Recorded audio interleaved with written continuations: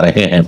अगर मनुस्मृति से वो सरकार चला रहे हैं तो प्रधानमंत्री मोदी को राजा नहीं होना चाहिए मनुस्मृति के अनुसार, क्योंकि वो शादीशुदा नहीं है तो उनको राजा नहीं होना चाहिए।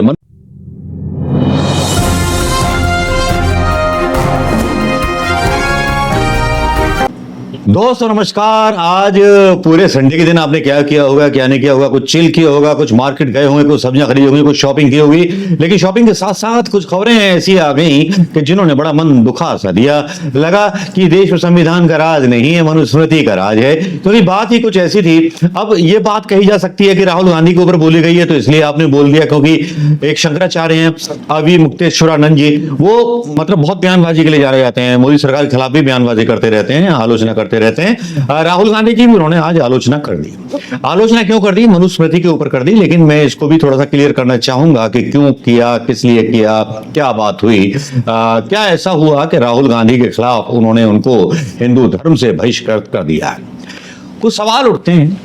मेरी समझ में यह नहीं आता कि देश में संविधान का राज है या प्रधानमंत्री मोदी जी की सरकार का राज है।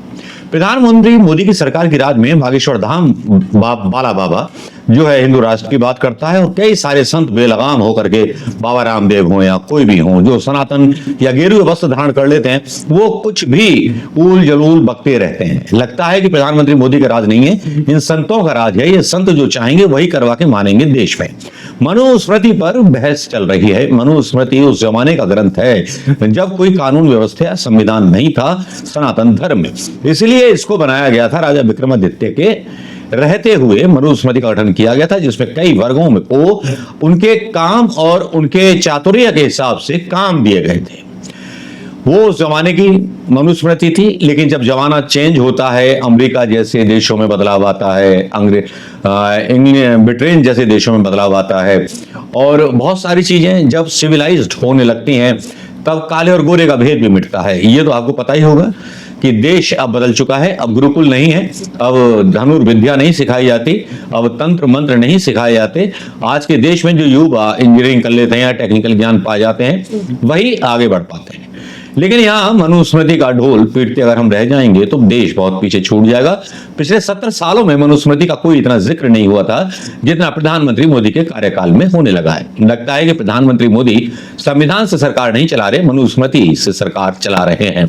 अगर मनुस्मृति से वो सरकार चला रहे हैं तो प्रधानमंत्री मोदी को राजा नहीं होना चाहिए मनुस्मृति के अनुसार, क्योंकि वो शादीशुदा नहीं है तो उनको राजा नहीं होना चाहिए मनुस्मृति के अनुसार, जिसकी आलोचना राहुल गांधी ने की। अब राहुल गांधी और मोदी जी तय करें कि मोदी जी मनुस्मृति के अनुसार राजा नहीं बन सकते। क्यों नहीं बन सकते? क्योंकि जो राजा शादी करके बीवी को छोड़ चुका हो वो राजा हो नहीं सकता। मनुस्मृति में लिखा हुआ है, देख लीजिए। भाई मैंने बोला, शंकराचार्य बोल रहे, तो शंकराचार्य को आपको प्रधानमंत्री पद से भी हटा देना चाहिए अगर राहुल गांधी के खिलाफ बयानबाजी की है तो। हुआ क्या कहानी थी?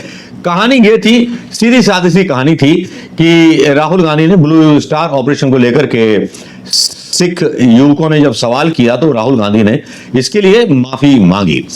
ऑपरेशन ब्लू स्टार के लिए राहुल को लेकर के राहुल गांधी से एक युवक ने सवाल किया था और कांग्रेस नेता ने जवाब दिया। भारतीय जनता पार्टी अमित मालवीय ने राहुल गांधी का एक वीडियो शेयर करते हुए कहा कि दुनिया भर में उनका मजाक बनाया जा रहा है कि इंडिया टीवी इस वीडियो की पुष्टि नहीं करता, लेकिन एनडीटीवी की खबर के अनुसार ये वीडियो 2 सप्ताह पुराना है।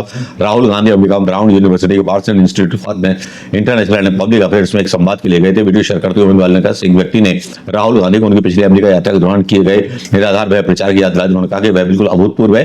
राहुल गांधी का अब न केवल भारत में बल्कि दुनिया भर में उपहास उड़ाया जा रहा है। कि सिख व्यक्ति ने पूछा कि आप सिखों में डर पैदा कर रहे हैं, भाजपा कैसे दिखेगी? आपने कहा कि राजनीति में भय नहीं होना चाहिए, हम सिर्फ कड़ा पहनना नहीं चाहते, हम सिर्फ पगड़ी बांधना नहीं चाहते, हम अभिव्यक्ति की स्वतंत्रता चाहते हैं जिससे अतीत में कांग्रेस की पार्टी के शासन में अनुमति नहीं दी गई थी। युवा सिख ने कहा कि आनंदपुर साहिब में प्रस्ताव रहित अधिकारों की बात करता और औरंगाबाद का कोई जिक्र नहीं करता।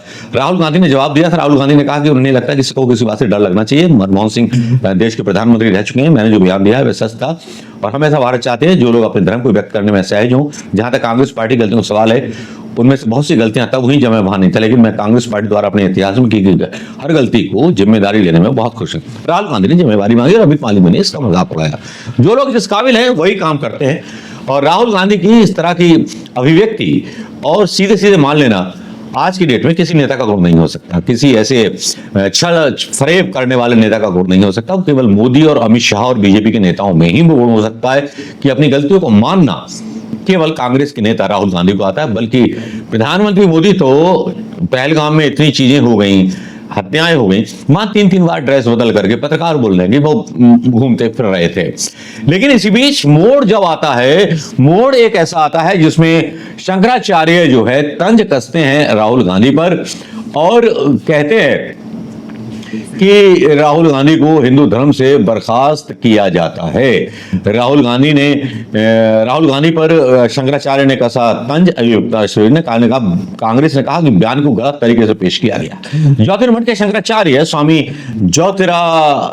अभी मुक्तेश्वरानंद ने राहुल गांधी पर हिंदू धर्म ग्रंथों का अपमान करने का आरोप लगाया, जिससे राजनीतिक माहौल गर्मा गया है। उत्तराखंड कांग्रेस प्रवक्ता डॉक्टर प्रतिमा सिंह ने गलतफहमी बताया, जबकि बीजेपी ने राहुल गांधी की आलोचना का समर्थन किया। शंकराचार्य का कहना है कि राहुल गांधी को हिंदू धर्म से बहिष्कृत किया जाना चाहिए। कर दीजिए, बौद्ध धर्म वैसे भी वो मानते हैं, तो शंकराचार्य जी कर ही दीजिए, मुझे भी कर दीजिए। मैं भी नहीं ऐसे मनुस्मृति को मानता, जो मनुस्मृति किसी इंसान से इंसान को भेद करना सिखाती हो, सर पर मैला ढोना सिखाती हो। अगर आप मनुस्मृति का समर्थन करते हैं शंकराचार्य जी, तो आप महात्मा गांधी का, डॉक्टर अंबेडकर का अपमान कर रहे हैं। आप पर राष्ट्रद्रोह का मुकदमा लगाया जाना चाहिए, क्योंकि आप संविधान के खिलाफ बात कर रहे हैं। राहुल गांधी का तो हिंदू धर्म से जब होगा, लेकिन आप पर राष्ट्रद्रोह का मुकदमा होना चाहिए।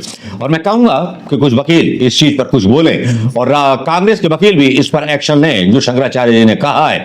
जब राहुल गांधी ने संसद में कहा था कि हिंदू धर्म हमें हिंसा करना नहीं सिखाता, और ये सारी चीजें हुई थी, और ज्योतिर्मठ में शंकराचार्य ने बयान दिया कि राहुल गांधी हिंदू धर्म ग्रंथों का अपमान करते हैं। इस स्पीच को तोड़ मोड़ के पेश किया गया। कांग्रेस की प्रवक्ता का कहना था, शंकराचार्य ने कहा कि राहुल गांधी संसद में कहते हैं बलात्कारी को बचाने का फार्मूला संविधान में नहीं बल्कि मनुस्मृति में लिखा है। उन्हें 3 महीने पहले नोटिस दिया गया था, लेकिन आज तक यह नहीं बता पाए कहां लिखा है। ना ही उन्होंने माफी मांगी। उनका मंदिर में विरोध हो रहा है, अनुरोध किया जा रहा है कि उनको पूजा ना करने दी जाए, क्योंकि वे हिंदू नहीं है। बीजेपी ने इस मुद्दे को तुरंत लपक लिया। बीजेपी तो जानती है, लेकिन बीजेपी जिस मुद्दे को लपक रही है, ये बीजेपी के लिए भारी पड़ सकता है, क्योंकि बीजेपी के राज में ही संतों लगता है कि मोदी तो प्रधानमंत्री है नहीं, संत ही प्रधानमंत्री है। संत ही तय करेंगे किसको हिंदू धर्म में रहना है, किसको क्या करना है, किसको क्या नहीं करना। ठीक उस तरह से अगर मैं उन पत्रकारों पर सवाल उठा दूं, जो पत्रकार सवाल उठा रहे हैं प्रधानमंत्री मोदी पर कि पहलगाम में हमला हुआ, प्रधानमंत्री 3-3 बार जूते कपड़े बदल करके घूम रहे थे, तब क्या उनकी निजी जिंदगी में हस्तक्षेप नहीं होगा।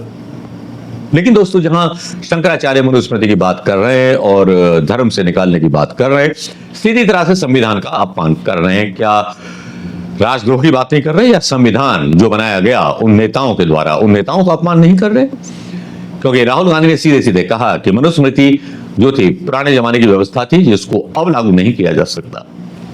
आपकी राय क्या है दोस्तों, बताइएगा जरूर। नमस्कार, जय हिंद दोस्तों।